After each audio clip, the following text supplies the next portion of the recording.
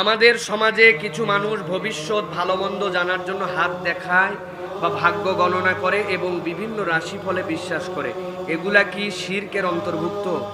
অনেকে যাত্রাপথে বা গাড়িতে ওঠার সময় বলে আল্লাহ রসুল, এইটা কি ঠিক? প্রিয় ভাইয়েরা, নবী করিম সাল্লাল্লাহু আলাইহি সাল্লাম বলেছেন, দুনিয়ার বুকে কতকগুলা শয়তান আছে জিনের মধ্যে থেকে, যারা আসমানে যখন ফেরেশতাদের কাছে আল্লাহ রাব্বুল আমিন দায়িত্ব বন্টন করেন, ওই আসমানের যতটুকু উপরে উঠা যায় উঠে যায়, যাওয়ার পরে কিছু কথাবার্তা শুনে ফেলে যেগুলা তকদির সংক্রান্ত, আল্লাহর দায়িত্ব যেগুলা দেন ওইগুলা শুনে এসে কত গণকের কাছে বলে, এরা কুফরি কালাম চর্চা করে, এটার দ্বারা তোমাদের কাছে কিছু কথা বলে, মূলত এটা কোনো গায়েবের কথা নয়, বরং শয়তানের কথা। আর নবী বলছেন, কেউ যদি হাত দেখাতে যায় অথবা গণকের কাছে যায়, এরপরে ওই গণকের কথা যদি অবিশ্বাস করে, কিন্তু কেবল গেছে, বিশ্বাস করে না, গেছি একটু দেখার জন্য কি বলে দেখি তো, আল্লাহ নবী বলছেন, তাহলে তার 40 দিনের ইবাদত আল্লাহর কাছে কবুল হবে না।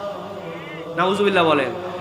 আর কেউ যদি ওইটা দেখায় যায় এবং সেটা বিশ্বাস করে, তাহলে সে একটা স্পষ্ট শিরক করলো।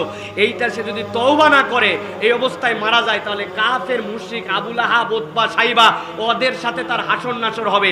যতই মুসলমানদের মতো জানাজা দেওয়া হোক, এই হাত দেখানো, এই রাশিফল বিশ্বাস করা, তাদের কাছে যাওয়া, এইটা এমন শিরক, এর কারণে আপনি মুশরিকদের অন্তর্ভুক্ত হবেন। নাউজুবিল্লাহ। অতএব কোন ইমানদার কখনো এই সকল রাশিফল দেখানো, ভাগ্য গণনা করার জন্য, তারপরে কুষ্টি বিচার করার জন্য যেতে পারে না। এটা কারো হাতে নাই।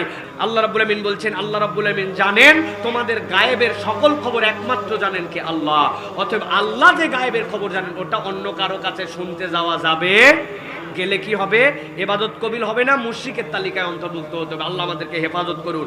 যারা এরকম কাজ করে ওদেরকে এলাকা থেকে বের করে দিতে হবে। যেরকম হাত দেখার, এরকম গণকতারি করে, এরকম কবিরাজগিরি করে, ওকে এক ঘোড়া করে ফেলতে হবে। ইমানদারের সমাজে বসে তুমি ইমান বিধ্বংসী কাজ করবে আর ইমানদার আঙ্গুল চুষবে, ওই দিন ফুরাই গেছে। ওকে এক ঘোড়া করে দিয়ে সমাজে এরকম কাজ করতে দেওয়া যাবে না, ঠিক কিনা? এরকম কতগুলো আছে কবিরাজ নামে, এগুলো ভণ্ড, এগুলো কবিরাজ নয়, এগুলো ইমান হরণকারী, এগুলো ইমান হরণকারী। প্রিয় ভাইয়েরা, নবী করিম সাল্লাল্লাহু আলাইহি সাল্লামের কাছে আসার পরেও এরকম সাহাবায়ে কেরাম থেকে প্রমাণ আছে যেখানে তারা আল্লাহর সাথে নবীর নাম উচ্চারণ করেছেন।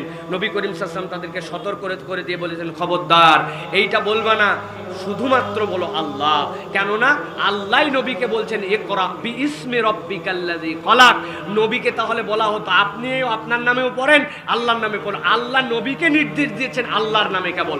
সেখানে আপনার আমার নবীর প্রতি ভালোবাসা থাকবে, মহব্বত থাকবে, কিন্তু সেটা নবীর দেখানো পদ্ধতির বাইরে নয়। আবেগ দিয়ে ইসলাম হয় না, ইসলাম বিবেক দিয়ে হয়। অতএব আল্লাহর সাথে কোনো রসুল বলা যাবে না। আমাদের আবার এক ধাপ তো আগায় গেছে, আল্লাহ রসুল এবং পীর মুর্শিদের নামে রওনা দিল, আছে না ভাই? এত আবেগ আপনি দেখায়েন না, কেবল আল্লাহর নামে চলবেন। কার নামে শুরু করবেন? কার নামে গাড়িতে উঠবেন? কার নামে? সব বিসমিল্লাহ। এখানে কোনো রসুল নাই। এখানে রসুল আছেন, আপনি এরপরে দরুদ এবং সালাম পেশ করবেন, কিন্তু নাম নিতে হবে কেবলমাত্র আল্লাহ।